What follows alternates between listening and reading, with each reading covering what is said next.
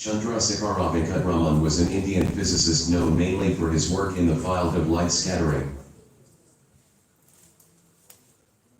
Raman won the Nobel Prize in 1930 and was the first Asian person to receive a Nobel Prize in any branch of science. He has one Fellow of the Royal Society in the year 1924, Maddocks Medal in the year 1928, Knight Bachelor in the 1930, Hughes Medal, 1930, Nobel Prize in Physics in 1930, Bharat Ratna in 1954 and Lenin Peace Prize 1957. In 1954, the government of India honored him with the first Bharat Ratna along with politician C. Rajagopalachari and philosopher Sarvepalli Radhakrishnan. Alan Matheson Turing was an English mathematician, computer scientist, logician, cryptanalyst, philosopher, and theoretical biologist. Turing was highly influential in the development of theoretical computer science, providing a formalization of the concepts of algorithm and computation with the Turing machine, which can be considered a model of a general-purpose computer. The ACM Turing Award is an annual prize given for major technical importance to the computer field. It is generally recognized. Sir C.V. Raman was the first Asian person to receive a Nobel Prize in any branch of science. ACM Turing Award is another highest recognized award equal to Nobel Prize, which will be awarded in the field of computer science. By remembering and paying the tribute to these two great personalities, let's begin our event of the day Colloquium 2021.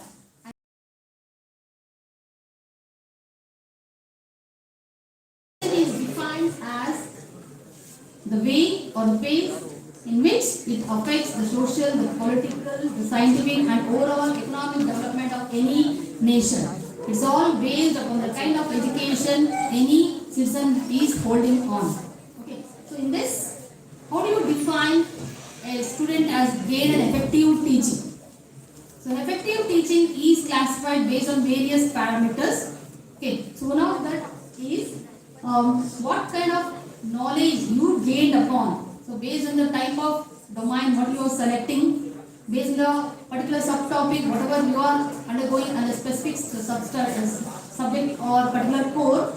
So what kind of in-depth knowledge you gain. So based on that, you are going to say that effective teaching has happened and effective learning has happened to the students. So hence it is defined as, it's not based on being perfect or giving a wonderful performance. It is based on how the teachers are able to give their best to the students for any particular topic or domain. Now, how do you define the two terms education and technology? So, education is defined as giving some additional knowledge or a new knowledge for a particular topic or particular course or particular domain. Okay, so which may be new to student or it may be partly known and you want to upgrade your knowledge. So hence the education is to bring or lead them on the particular topic to help them to be ahead in that particular course or domain. Then, so the technology is how you adopt the different techniques or the knowledge in gaining that particular education. Yeah. So technology is nothing but what is that? Various techniques or algorithms or the inventions, what is available or what can be done in the existing method or the knowledge. Okay, what changes we want to incorporate by in the form of standardization which can be made use of for all kind of students or researchers. Okay, which helps to incorporate in gaining more knowledge in any particular course or part of your education. So hence it is defined as a systematic process or systematic way of applying any particular knowledge or technique, okay, to achieve any particular goal or objective. Hence, the combination of both, after knowing what is meant by education and technology, now we can combine them as a single topic. So education and technology is defined as a systematic process or systematic way of adopting any technology what is available, okay, whatever can be made available to gain more knowledge in the field of education.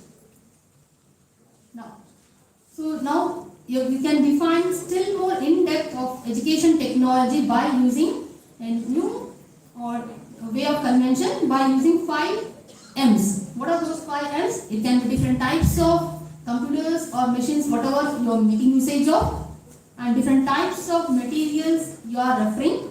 It can be hardware or it may be the software material resources, whatever it's available, or different types of human power which are their guides or the teachers, and different types of resources or in the form of social media or the repositories which can be made use of, and different techniques or process which are adopted or which are made available, they are called as methods. So these together, these 5 M's help you to define and fulfill any kind of educational objectives.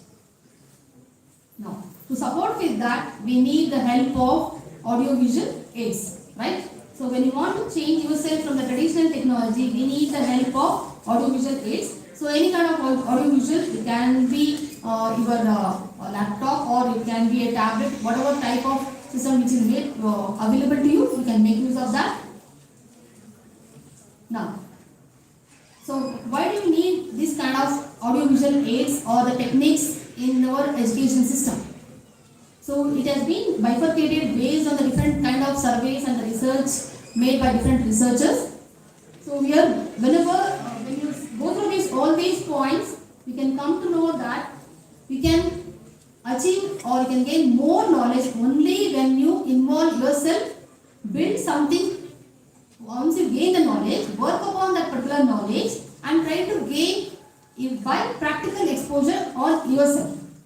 So try to implement that or try to work upon that, try to get some new solution for the given problem. So only when you involve by yourself, then you are getting more knowledge. Hence it's been said that 90% of the knowledge will be get when you say and you are doing on that particular task.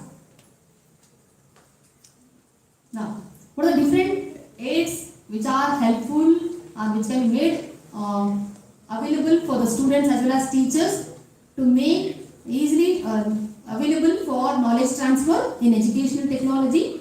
So there are n number. It can be based on the different types of projected aids. It's been mainly classified into 3 types: projected, non-projected, and activity-based. So again, in projected you have 78, and in non-projected you have different criteria. Mainly it's divided into 4 types, and in activity-based it's again, so it can be the individual activity or it can be group activity, and you come up with the physical model. So in any way you are going to show the outcome. So in any one of this way you are going to show the outcome or the output of the particular problem in the form of solution.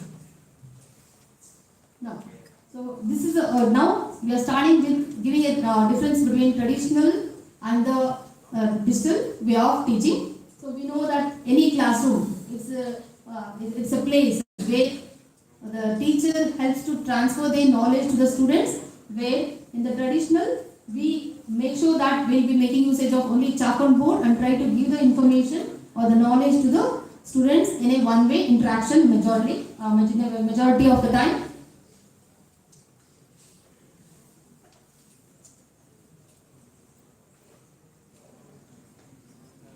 This is what is called the traditional technology, wherein the goal is only finishing of the syllabus, wherein teacher used to teach based on the timeline assigned, okay, without getting the reply or the response that whether each and every student has understood or not. So that kind of technology we call it as traditional technology.